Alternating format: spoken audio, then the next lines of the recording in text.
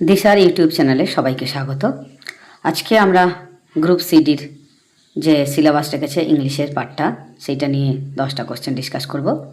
একে একে আমরা প্রশ্নগুলো পড়ব এবং উত্তরগুলো বলবো। মন দিয়ে শোনো স্টুডেন্টস, তাহলে তোমাদের উপকার হবে। ফার্স্ট কোশ্চেন কি আছে? 1 or 2 stars were still dash in the sky. Option এতে আছে বার্নিং, বিতে টার্নিং, সিতে আছে টুইঙ্কলিং, আর ইতে আছে, সরি এটা ডি অপশান হবে, থিঙ্কিং। ঠিক আছে, তাহলে এখানে যে 4টে অপশান আছে তার মধ্যে সঠিক উত্তর হচ্ছে টুইঙ্কলিং। টুইঙ্কলিং কথার অর্থ হচ্ছে ঝিকিমিকি করা। তাহলে কি আকাশের তারাগুলো ঝিকিমিকি করে? তাহলে ঝিকিমিকি উত্তর হবে নিশ্চয়ই। তারাগুলো বার্নিং অর্থাৎ জ্বলন্ত কথা ব্যবহার করা হবে না, বা থিঙ্কিং অর্থাৎ তারাগুলোর চিন্তা করার কথা বলা হবে না। তাহলে সেই অর্থে সঠিক উত্তর হচ্ছে টুইঙ্কলিং অর্থাৎ ঝিকিমিকি করা। পরের কোশ্চেন যদি দেখতে পাই, আমরা কি দেখব? The boys who wanted to play football were disappointed when it rained. তাহলে কি এই যে সেন্টেন্সটা দিয়েছে এটা কি ধরনের sentence? Complex, compound, simple or mixed? তাহলে আমরা দেখতে হবে যে সেন্টেন্সের গঠনটা কি আছে। এখানে দেখো এক জায়গায় হু কথাটা ব্যবহার করা আছে, এক জায়গায় হোয়েন কথাটা ব্যবহার করা আছে। তাহলে এই ধরনের সেন্টেন্সগুলো আমরা জানি দু ধরনের ক্লজ আমরা এখানে দেখতে পাচ্ছি। একটা কি the boys were disappointed when it rained, এটা এক ধরনের ক্লজ, এটাকে বলা ইন্ডিপেন্ডেন্ট ক্লজ। আরেকটা জায়গা দেখতে পাচ্ছি রয়েছে হু ওয়ান্টেড টু প্লে ফুটবল, এটা আবার ডিপেন্ডেন্ট ক্লজ। তাহলে এই ধরনের ক্লজ যখন থাকে তখন সেটাকে বলা হয় কি কমপ্লেক্স সেন্টেন্স। ঠিক আছে, আমাদের কম্পাউন্ড সেন্টেন্সের ক্ষেত্রে কি হতো? যখন অর অ্যান্ড এই ধরনের যুক্তাক্ষর ব্যাপারটা থাকতো। সিম্পল সেন্টেন্স তো সবাই মোটামুটি জানোই। ঠিক আছে, তাহলে এখানে সঠিক উত্তর হচ্ছে option A, complex sentence. Question number 3তে যদি আমরা আলোচনা করি, দেখব কি fill in the blank with appropriate word. ঠিক আছে, কি দেখছি? The earth goes dash the sun, অর্থাৎ আর্থ অর্থাৎ পৃথিবী। আর্থ মানে আমরা জানি কি পৃথিবী, পৃথিবী হচ্ছে সূর্যের চারিদিকে ঘুরছে। দ্য সান, তাহলে কীভাবে হবে? Around the sun. ঠিক আছে, তাহলে এখানে সঠিক উত্তর হচ্ছে কি অ্যারাউন্ড। তারপরের কোশ্চেন কি আছে? The teacher is very angry dash the students.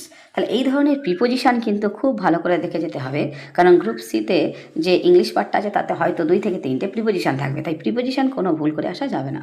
তাহলে এখানে জানতে চাইছে অ্যাপ্রোপ্রিয়েট প্রিপোজিশান কী হবে। অ্যাংরির পরে কী বসে? অ্যাংরির পরে উইথ, অফ, এগেনস্ট না অন? এখানে হচ্ছে সঠিক উত্তর হচ্ছে with, angry with. The teacher is very angry with the students. ঠিক আছে, পরেরটা কি আছে দেখি। Question number 5, the synonym of the word emulate is.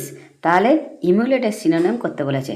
Synonym করতে বলেছে কার? ইমিউলেট। সিনোনিম মানে হচ্ছে সমান অর্থ বিশিষ্ট একটা ওয়ার্ড তোমাকে এখান থেকে খুঁজে বার করতে হবে। অপশান কি আছে? পেরিফেরি, এডজ, এক্সট্রিম, আচ্ছা ইমিডিয়েট। তাহলে আগে সিনোনিমের ক্ষেত্রে একটা মজার বিষয় যে সবগুলো ওয়ার্ড জানতে হবে, একটু ভোক্যাবস জ্ঞান থাকতে হবে। সে অর্থে এখানে কি আছে? পেরিফেরি। পেরিফেরি মানে হচ্ছে আমরা জানি কি বলতো, পেরিফেরি মানে হচ্ছে উপরিতল। ঠিক আছে, পেরিফেরি মানে উপরিতল, এডজ মানে হচ্ছে প্রান্ত, এক্সট্রিম মানে হচ্ছে চরম, আর ইন্টিমেট মানে হচ্ছে অনুকরণ করা। আর এখানে ইমিউলেট মানে হচ্ছে অনুকরণ করা। তাহলে ইমিউলেটের সিনোনিম হয়ে গেল কি? ইন্টিমেট। ঠিক আছে, ইমিটেট। ওকে, ঠিক আছে। তারপর পরের কোশ্চেন কী আছে যদি আমরা দেখি, fear of horses is called. তাহলে ঘোড়া দেখে যারা ভয় পায়।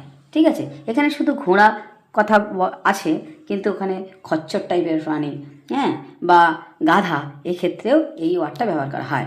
হিপোফোবিয়া, অর্কোফোবিয়া, ইকুইনোফোবিয়া, এ অ্যান্ড সি বোথ। তাহলে এখানে অপশান অনুযায়ী এ অ্যান্ড সি বোথ, অর্থাৎ হিপোফোবিয়াও বলা হয় আর ইকুইনোফোবিয়াও বলা হয়। আর এখানে অপশান বিতে যেটা রেখেছে অর্কোফোবিয়া, এর অর্থ হচ্ছে যখন কোনো মানুষ কোনো ক্রাউডস বা মব দেখে ভয় পায়, অর্থাৎ জনসমাগম বা ঘিঞ্জি এই টাইপের দেখে যারা ফিয়ার অনুভব করে তখন সেটাকে বলা হয় অর্কোফোবিয়া। ওকে, তাহলে এখানে যারা ঘোড়া দেখে ভয় পায় তাহলে সেখানে কি হলো? এ অ্যান্ড সি বোথ উত্তর। আচ্ছা, পরের কোশ্চেনটা যদি যাই দেখি যে feel in the blank with correct collective noun. তাহলে এখানে সেন্টেন্স আছে এ ড্যাশ অফ বিস, অর্থাৎ মৌমাছির ক্ষেত্রে কোন গ্রুপকে কি বলা হয়, এটা আমাদের খুব ভালো করে জানতে হবে। এই ধরনের প্রশ্ন খুব আসে। তাহলে সোয়ার্ম অফ বিস, এখানে অপশান অনুযায়ী সঠিক উত্তর হচ্ছে সোয়ার্ম অফ বিস। আচ্ছা, তারপরে কোশ্চেন কি half of apples dash good. তাহলে আগে জানতে হবে এখানে এই ওয়ার্ডটা কী দেওয়া আছে, সাবজেক্টটা কী দেওয়া আছে। হাফ অফ অ্যাপেলস মানে কি, এটা হচ্ছে প্লুরাল ফর্ম আছে।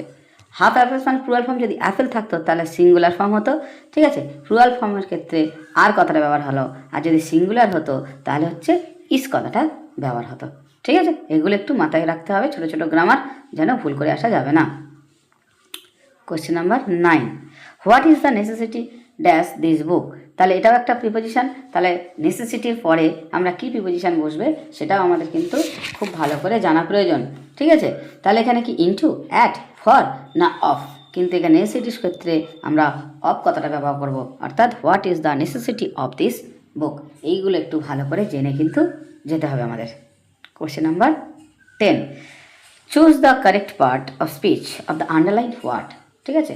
তাহলে আন্ডারলাইন ওয়ার্ডটা কী দেওয়া আছে, বলছে যে মাইট, মাইট ইজ রাইট, তাহলে আন্ডারলাইন ওয়ার্ড হচ্ছে রাইট। এখানে রাইটটা যে দেওয়া আছে কী অর্থে, নাউন, ভার্ব, অ্যাডভার্ব না অ্যাডজেক্টিভ। তাহলে আগে মানে যে রাইট শব্দটা দেওয়া আছে এর ডেফিনেশন কীভাবে আছে সেটা জানতে হবে। রাইট শব্দটি হচ্ছে মোরালি অর লিগালি অ্যাকসেপ্টেবল অর্থে বোঝাচ্ছে, ঠিক আছে। তাহলে সেই অর্থে এটাকে আমরা বলতেই পারি এক ধরনের নাউন। তাহলে এই যে আমরা 10টা কোশ্চেন ডিসকাস করলাম, ঠিক আছে, তার মধ্যে আমরা যদি দেখি প্রথম যে দুটো question, 1 or 2 stars were still in the sky, এটার উত্তর বলেছিলাম যে টুইঙ্কলিং। আর কোশ্চেন নাম্বার 2টা, the boys who wanted to play football were disappointed when it rain, এই যে কোশ্চেন দুটো, এটা বলেছিলাম কমপ্লেক্স সেন্টেন্স। এই কোশ্চেন দুটো কিন্তু 2017 সালে এসছে, ঠিক আছে। তাহলে 2017 গ্রুপ সিডি যে এখন পরীক্ষা হয়েছিল সেই কোশ্চেনের কিন্তু দুটো কোশ্চেন এটা আমরা পেয়েছিলাম।